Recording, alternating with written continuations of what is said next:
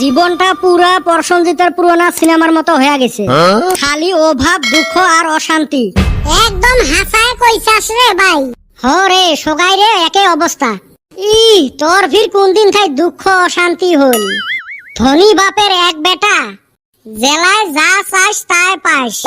ওটে তো হয়, যেটা চাং না ওটে তো আরো বেশি বেশি পাং। কি নাচওয়া বস্তু পাস, ওই যে গুড়ি আর মুটকি। তোরটাও বাকি সব বস্তু দিয়াও মাঝে মাঝে গুড়ি মুটকি দেয়। তুই বাইক চাইলে বাইক পাস, মোবাইল চাইলে মোবাইল পাস, পয়সা কাপড় সব পাস। ওর মাঝে মাঝে মাঝে মাইর খাইলে কি হইব? আমরা যে না কিছুই পাই না, খালি মাইরটাই পাই। তোমাক তো খালি মাইরে দেয় রে ভাই। মক তো উঠতে বসতে মাইরের সাথে গাইলেও পারি থাকে, মক ফির মাইরটাই দেয় না। তুই পড়াশোনায় ভালো, কিন্তু খালি মাঝে মাঝে অল্প গাইল পারে। তুই ভালা চেংড়াটা তো ফির কিসের জন্য গাইল পারে? এই যে তোমার সাথে ঘুরি বেড়াং যে, তার মানে আমরা খারাপ? তুই ফির নিজকে ভালা বলি ভাবিস? হ্যারে কদম, এই সারাম দাদা খালি কি আমারে একলাই খারাপ কইছে? আঙ্গ তিনজনকে খারাপ কইছে। ওইটা তো খালি বল্টুর বাপকে। মোর বাপও গাইল পারে তোমার দুইজনের সাথে ঘোরার জন্য। দেখছাস এখন অতিও সাইড নিল, আমরা দুইজনে খারাপ হইলাম। মক তো সেই গাইল পারে কদমের সাথে ঘোরার জন্য। ও তার মানে আমি কি খারাপ, তোরা ব্যক্তি ভালো। আমার বাবা তো হেরুম গাইল পারে তখন হাতে ঘোরার জন্য। তাহলে সগাইরে বাপে যদি গাইলে পারে, তাহলে আমার চারজনের ভালা কাই আর খারাপ কাই? এ সগাইরে বাপ মাওয়ে ভাবে নিজের বেটাটাই ভালা, বাকিগুলো সব খারাপ। ওইটা আমরা হে জানি কাই কেরুম, শোক শয়তানের আসারি। হইলো তোমরা দুইজন অল্প বেশি। এ বেটা ছাওয়া কিছু কইবি না রে? তুই কো, খালি মোর আশাত থাকিস কে?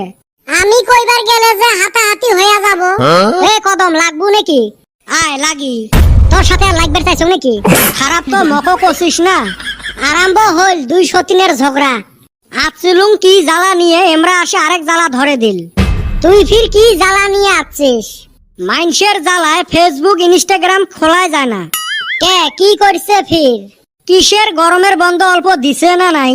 এই বলে শিলং ঘুরবের গেছে, এই বলে দার্জিলিং ঘুরবের গেছে, কাকো ফির দেখবো সিকিমত ঘুরবের গেছে। এই ফালে সরল পাড়া আরো কত ঝর্ণার ফটো দেখবো। মাইনসের ঘুরি বেড়া ফটো দেখতে দেখতে না মনটাই খারাপ হয়ে গেছে।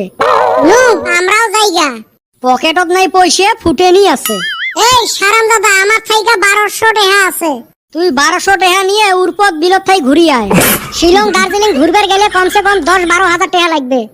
আমার ঠাই টেহাও নাই, ওই জন্য যাওয়ার আশাও নাই। কিন্তু মানুষের ফটো দেখলে যে মন মানে না, আর গাও খালি জ্বলে। না দেখিলে হইলো। মুই আর দেহং ফেসবুক ইনস্টাগ্রাম খুললে সামনত আসে।